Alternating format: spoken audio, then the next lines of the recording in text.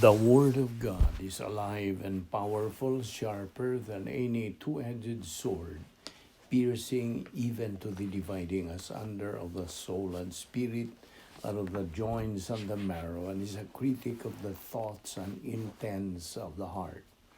All Scripture is God-breathed and is profitable for doctrine, for reproof, for correction, for instruction in righteousness, that the man of God might be mature, thoroughly equipped unto all good works. Study to show thyself approved unto God, a workman that needeth not to be ashamed, rightly dividing the word of truth. Proverbs 3:11-12. My son, do not despise the chastening of the Lord, nor detest his correction. For whom the Lord loves, he corrects, just as a father the son in whom he delights. Hebrews 12:9-11. Furthermore, we have had human fathers who corrected us, and we pay them respect.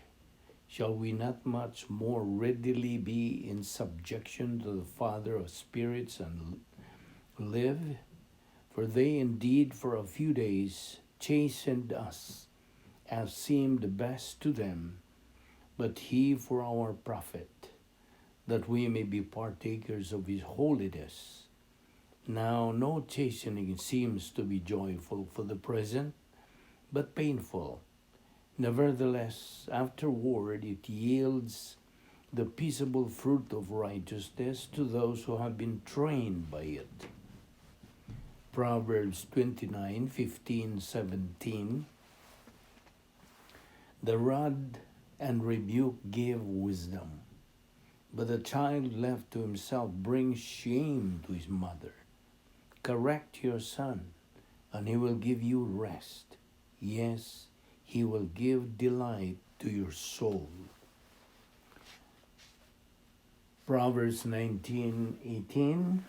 Chasten your son while there is hope, and do not set your heart on his destruction.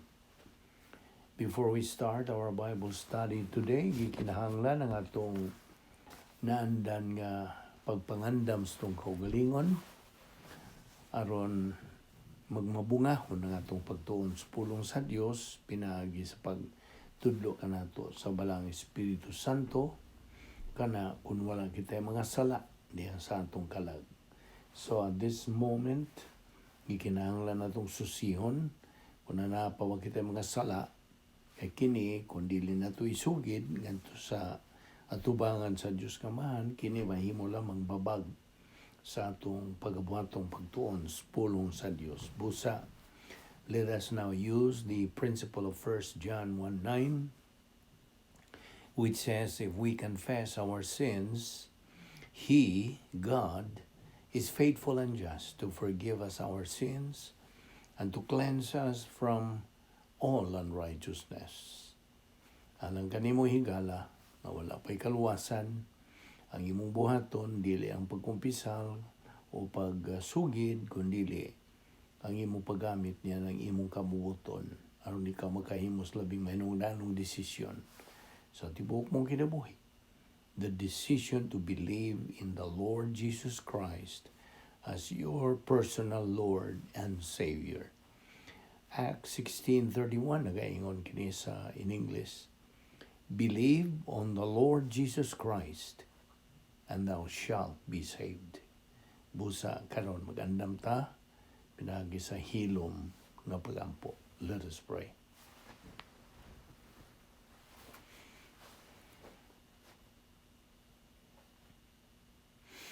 Amahan namong langit, no, nagpasalamat kami kanimo nining lain sa mga adlaw nga imong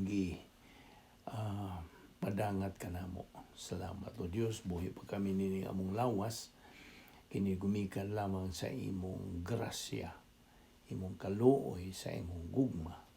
Ubani kami karon sa among pagpadayon sa pagtuon sa among pulong, pinagis pagtudlo kanamo sa bugtong magtutundos kamatuoran nga mao lamang ang balang Espiritu Santo. Hinaot nga kini magmabungahon, mahimong panalangin sa among kinabuhi, kining among pagatunan niining adlaw, kining tanan among ipasalamatan sa ngalan ni Ginoong Hesukristo. Amen. Well, may adlaw sa tanan natong mga subscribers, atong mga higala, atong mga suki na, apila nga atong mga isig ka magtuto, our fellow believers. Welcome. Nining layo sa mga adlaw, mapagtuon sa pulong sa Dios. Okay, padayon kita nining atong pagtuon sa pagtulunan bahin sa kaluwasan, the Doctrine of Soteriology. Kagahapon, naghisgot man kita niya itong mga matang sa mga mayong buhat. Okay? Ang atong mayong buhat, nagagikan either sa area of weakness or area of strength. Now, ito nang natunan nga, ang buot pasabot ng area of weakness, mao katong dapit, nga dili angay kanimo nga magtutuong puyan. That is not supposed to be your residence. That is, the area of weakness is the area where mao ka na gigamhan ni Satanas. Dapit ka na iyang gigamhan. Gitawag na to in English, Doctrinal as cosmic dynaspheres. Duha man na sila. Cosmic Dynasphere 1, which is Arrogance Complex, o Cosmic Dynasphere 2, which is Arrogance Complex. So kung tuwa ikaw magapuyo, yan ang dapita, then that is the area of weakness. Ug sa diha nga muhimo ka og maayong binuhatan, good works, then ang moresulta niya na bisan maayo ka na sa tubangan sa kadaghanan at tubangan sa katilingban, imong mga higala tingali, pagtanaw nila nga maayo mang binuhatan ang imong gibuhat, apan wa sila masayod nga kadto ding imong gibuhat nga maayo gikan kadto sa area of weakness, the cosmic dynaspheres. Busa gitandi ka na o gipadayag ka na sa pulong sa Dios diha sa Korinto nga kahoy, kugon o dagami, wood, hay, and stubble, which is combustible, dalirang masunog, dalirang mapaid. So kung dustita mo ka na, kanang kahoy, kugon o dagami, then mo silaog ka na o mo kanang masunog. So wala na mahibilin, so unsa pa may gantihan? Wala ganti sa tubangan sa Dios. They are, in fact, in the Word of God, they are described as dead works, patay nga mga binuhatan. Okay? Filthy rags, gani. Apan sa laing bahin, kung ikaw magabuhat og mga maayong binuhatan, nagagikan sa area of strength, diha, mao ka na ang dapit nga angay imong puyan. It's a mental attitude, timani. Pang sistema ka na sa pangunahuna. So kung tuwa ikaw magapuyo sa maong dapit, the area of strength, mao ka na ang dapit. Naginganla nato og protocol plan of God, the Christian way of life, unsa pa, God's power system, operational divine dynasphere. So sa diha nga ikaw magabuhat og mga maayong binuhatan din, kana padayag ka sa pulong sa Dios nga pilak, bulawan, ug mahalon nga mga bato. Okay? Silver, gold, precious stones. Og kung imo ka ng duslitan og kayo o posporo baron, masunog ba di ay? Dili. They are non-combustible. Dili masunog. Dili mapay. Therefore, maura ka na ang matang sa mga mayong binuhatan nga pagagantihan. Okay? Naklaro nimo? Maura na. They are the only kind of good works that are rewardable. So, di ba ni? Nga every believer produces works every moment of his life. Okay? Now, so muna, pangtana is the believer producing? No. The question is, what is the quality of his productivity? Kaya abi mo, lagi to, kung giwan mo, duha ka matang sa production. The first kind of production is gold, silver, precious stones, non-combustible. Na kanagi isgutan sa 1 Corinthians chapter 3, verses 11 through 15. So, ang ikaduha, nga matang sa mga mayong binuhatan, so this is a repetition. Second kind of production is wood, hay, stubble, kahoy, kogon, dagami. They are combustible. Lalirang masunog. Now, the test that God is going to apply, si Ginoong Jesucristo, mugamit siya at the award ceremony in heaven for believers in the church age with regard to their productivity is the test of fire. So mo ka na, pagasulayan ka na sa Diyos, pinagisa kalayo. Now, the test of fire, you know what fire will do. Fire will combust anything that it can. Musunog, muspasilaog. It will consume anything when it combusts. Mupaig. And it will keep on consuming until it has destroyed everything. Now, and the only thing that can cause the fire to go out is when it runs out of fuel. Mahurot ay ang sugnod. Anarakapaw. Now, and oxygen is part of that, right? Oxyhino by Binisaya. Oxygen is part of that. You cannot have fire without oxygen. Di man may mo. So, produce o kalayo. Now, the test of fire here, dinhi, without, so way paghisgot to see the analogy of 1 Corinthians 3, 11 to 15, we will just summarize it for you. Has to do with the sovereignty of God. These are the absolute norms and standards of the plan of God, the omniscience of God. He knows the full detail on the life of every believer. Bawan yun yan tanan. Tanang mga detalye, tanang mga pangunahuna, unsa dihang mga ginabuhat. God knows. The righteousness of God and the holiness of God knows this, aside from His omniscience. Because these are the four standards of evaluation. Pagtasal nga kini may kalambigitan sa pilak, bulawan o malon nga mga bato. Paminaw. Gold, silver, and precious stones are not ignitable by fire. Dili masunog. Ako na pong ibalik ni. So, dili kini masunog, they are non-combustible, they will survive the test of fire. Musta?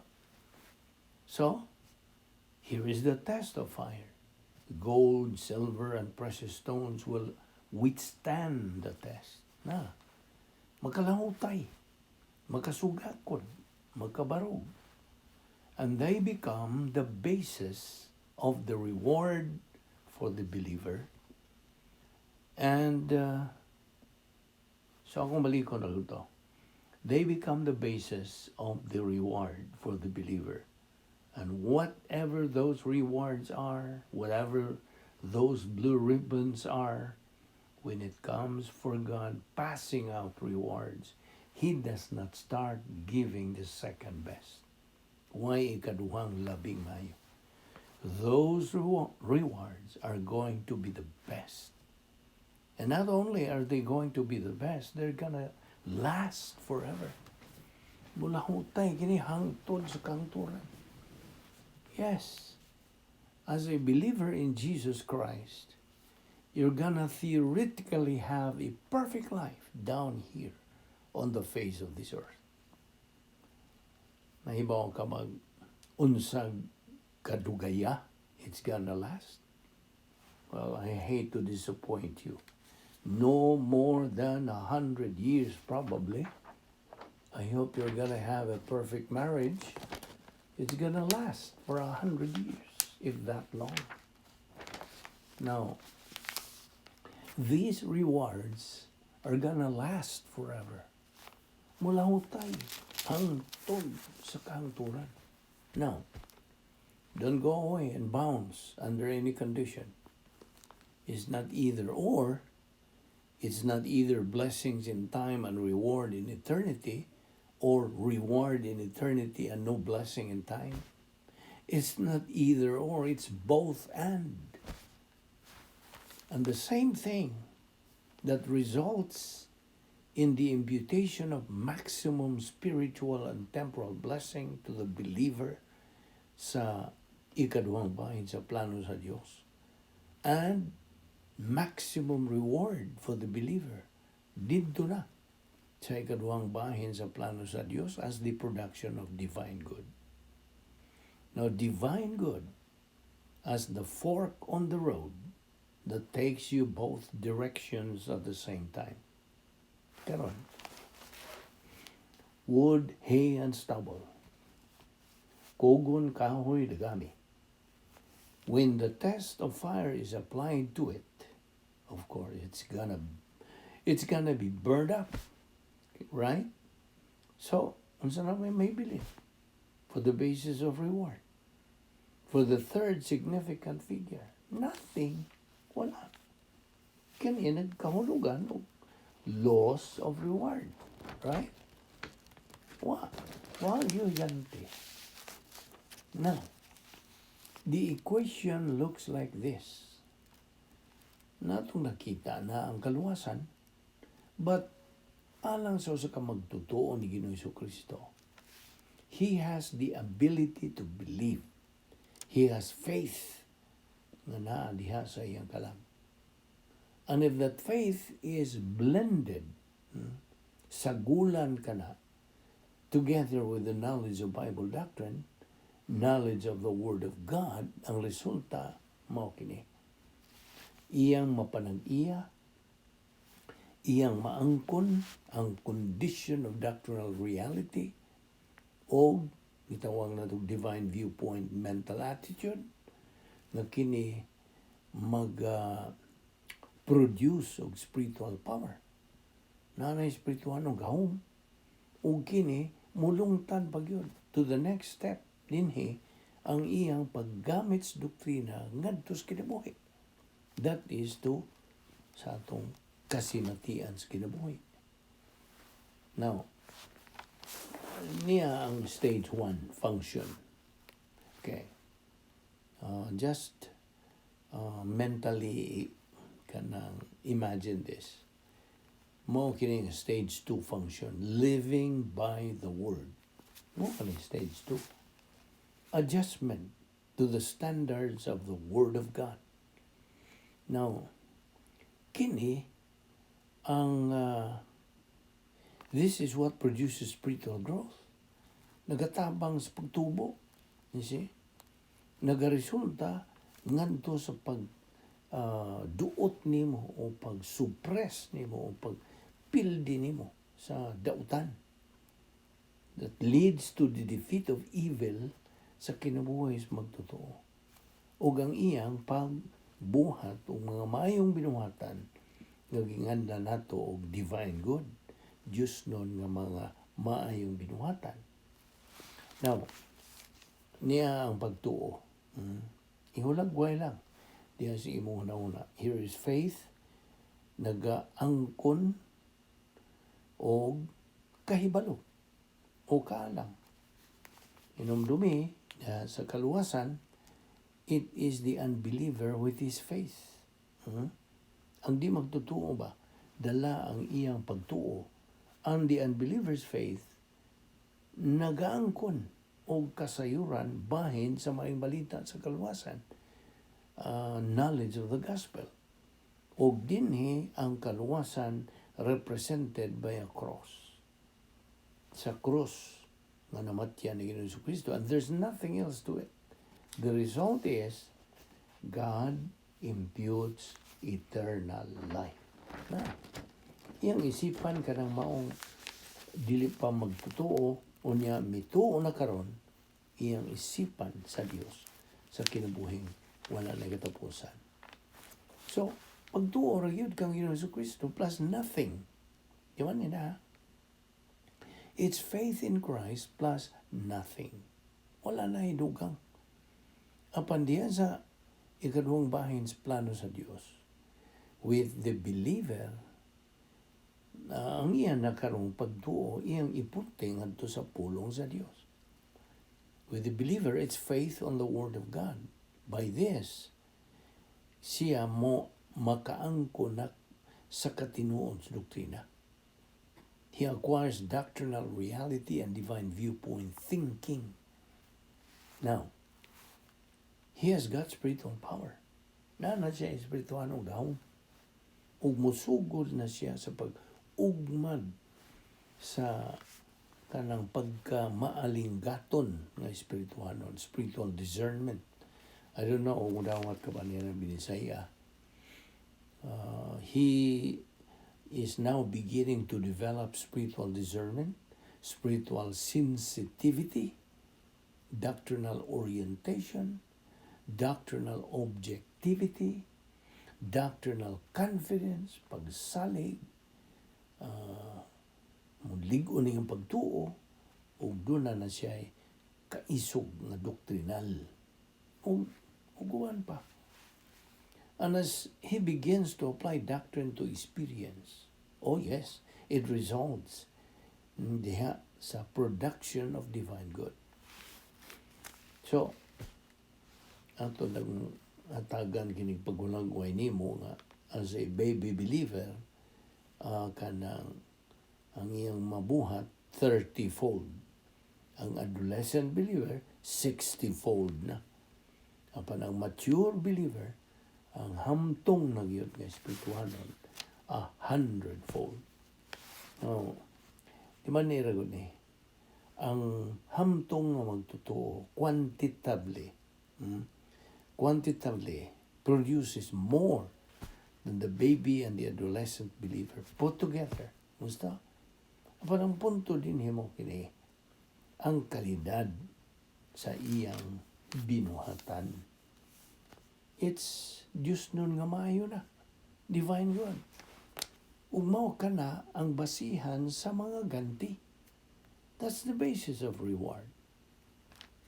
Karon, what kind of faith is mixed together with knowledge of doctrine? Unsa may tubag? The answer is activated faith. Nagalihok na nga pagtuo. Okay? Now, in the mechanics of the faith-rest life, kining kinabuhi, kining may pagtuo nga nagdala og pahulay. Ang mechanics niini is knowledge of Bible doctrine, sagulan ka na sa iyang pagtuo, mo resulta sa Diyos nun ng mga pangunahuna. Now, to apply this setup niining faith-rest technique nga ngadto sa pangunahuna sa magtutuo, magaangkon siya sa mga saad sa Diyos. He claims God's promises. Then, iya ka nang gamiton sa pagunahuna niya ang mga doktrina. Mayang gamiton as to what God is going to do with any of his problems in life. Then finally, mo conclude siya nga uban sa usa ka hayahay nga pangunahuna with a relaxed mental attitude, confident with the assurance na ang lig-on niyang pagsalig nga ang Dios maoy nagakontrol, nagadumala sa maong sitwasyon kahimtang. He is confident with the assurance that God is in total control of the situation. Mao'y hinungdan nga ang faith rest technique epektibo kayo nga gamiton sa magtutuo kung bahin na sa faith rest life. Karon, as the doctrinal believer keeps on keeping on plugging the sword of the Spirit, mo man kani ang espada sa Espiritu Santo, ang pulong sa Dios. Di ba nila? Ang espada sa Espiritu Santo mo ang pulong sa Dios. So we would say, bantay Satanas. Now here is a believer who puts himself sa usa ka kahimtang nga diin ang Dios muuswag na kaniya, will promote him and give him greater and greater temporal and spiritual blessings in life. You see? Because nahimo naman siya nga manggialamon sa doktrina. He has become doctrinally smart. Gikan sa iyang positibong kabubuton ngadto sa pulong sa Dios. Na nag-iyan siya karon og spiritual o doktrinal nga pagtamod sa kaugalingon. Itawag nato siya ng self-esteem. Na siya ay pagkahiluna gyud sa grasya nga gitawag nato og pagkamapaubsanon. Na siya ay gugma ngadto sa pulong sa Dios. A love for the God of the Word. You see? He has a love for the Word of God, a love for the God of the Word. Now, so siya is already doctrinally objective. Husto og tukmang tinguha. Bahin sa mga katawhan, bahin sa mga butang, na siya doktrinal nga pagsalig o doktrinal nga kaisog. He is grace-oriented or humble. He is goal-oriented. He knows what he is trying to accomplish in life. Mahibawan na niya unsaon niya pagkabot sa hustong tumong sa kinabuhi. Una nag-iya na siya karon og katahom sa sulod, inner beauty. Male or female ba siya? Now, kung imong ibutang yun kining maong doktrina ngadto sa frontal lobe of a female, you put on the frontal lobe of a male. In the male, manifest or gives masculinity and inner beauty. Ang bot pasabot, if you put the same doctrine on the frontal lobe of a female, you put on the frontal lobe of a male, the male manifests or gives masculinity and inner beauty. It gives the female femininity and inner beauty. So, maunay makapa kanang himong matahom yun na tinuod sa usa ka babae. Cannot get that over-counter in the department store. Cannot. Now, here it is. Karon, sa dihang ang doktrina na natay paggamit sa doktrina ngadto sa kasinatian ug sa resulta, production of divine good. Mao ni resulta. Sa dihang nga ikaw mubuhat og mga mayong binuhatan, kana gitawag og divine good. And you are producing it. More rewardable kind of good, ha? Di ba ni? And do you know where the production of divine good starts? Bawag asa magsugod? Diha gyud sa frontal lobe sa magtotoo. uban sa divine viewpoint, mental attitude. Dili kay unsay ana sa mga magtotoo nga mao'y maghahatag og diferensya. It's what the believer is that makes the difference.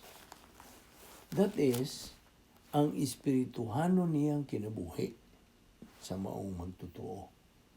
Sabi nimo, what it means to walk in the light in 1 John 1:7. Sabot pa sabot. God is light, and in Him there is no darkness at all. Yes, versikulo 7, nagaingon, if we walk in the light as He is in the light, we keep on having fellowship or compatibility with Him. And the blood of Jesus Christ, God's Son, keeps on cleansing us from all sin. Ano sa may pasabot niya na? To walk in the light. Ano sa may pasabot? Well, light there. Ang suga diha, light, is an analogy. Kanang sambingay o pagtandi. An analogy for the truth of the Word of God. And walking in light, nagkahulugan kini og you are functioning in life. You know what it's like to walk into a dark house and turn the light on. Power shortage.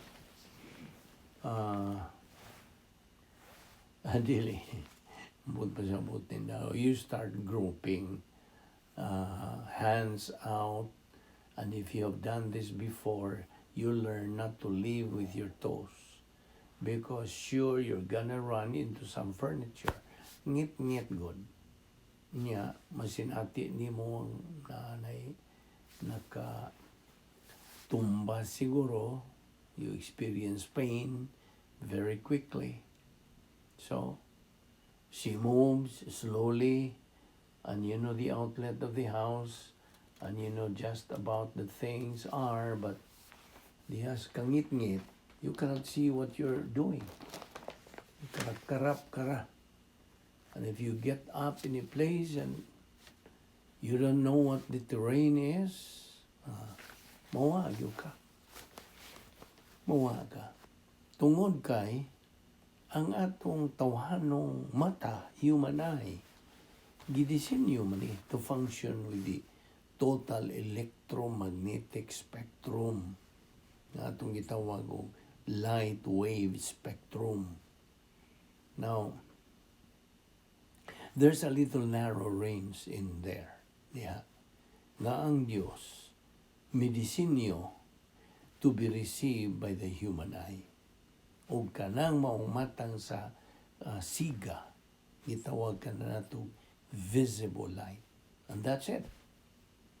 Kaya binimo, pananglitan, nakakadihan niya ng kwarto karon ng mong istaran. Okay? That room that you are in right now, at this moment, while you are having this discussion sa pulong sa Diyos, kanang maong lawak is filled with all kinds of rays. Okay? Apo rays, beta rays, gamma rays, daghang mga batang sa radio rays, TV rays. Pandi mo makita sila. You cannot hear them. You cannot see the light rays. Your eyes are designed, gidisenyo sa pagdawat o kanang light waves o ang imong mga dunggan o sound waves. And that's it. Tanawar ko na pagdisenyo sa Diyos. So, to walk in the light there is not physical. The light is spiritual, and it refers to the truth of the Word of God. Sabot ka? Now, magtotoo does not understand the truth of the Word of God. Categorical doctrine, cannot walk in fellowship with God. You cannot do it. You can be sincere, and a lot of believers are. Tinon? Apan ang pagkamatinud-anon nga why ka ng kasayuran without knowledge, gitawag na og zeal with ignorance. Kung dili na mo kanang musalir. It doesn't work. Ug busa, ano sa ka magtotoo with his knowledge of doctrine that he actually has the audacity to believe and be courageous. Now, he's just normal. Kung anaamang Diyos, if God exists, mahimo, I can digress and go into the doctrine of bibliology o sa pagprobar diha kanimo nga ang Biblia maong pulong sa Dios. I can prove that God exists. There are, however, theologians, mga teolohiko nga maingon, you cannot prove the existence of God. Now, atong sultihan kini sila, maybe you cannot, but we can. Nga naman. Tungod ang Biblia, nagapresentar man niya na. The Bible presents it. The created universe proves that God exists. Gusto? Tungod kay, doon nalay usa sa duha nga logical origins nga diin where the existence of the universe, either matter is eternal. And the second law of thermodynamics nailhan by all physicists, mga chemists, mga biologists, nasayod sila niini. No matter is running down, and eventually it's gonna run out, or else it's created. Ug ang tao nasayod tungod ni ining sistema sa gitawag og cause and effect, ug ang intelihensya sa mentalidad sa matag normal nga kalag nga ang Dios ana ay Dios, and He exists tungod of the creation of the universe. That's how we know.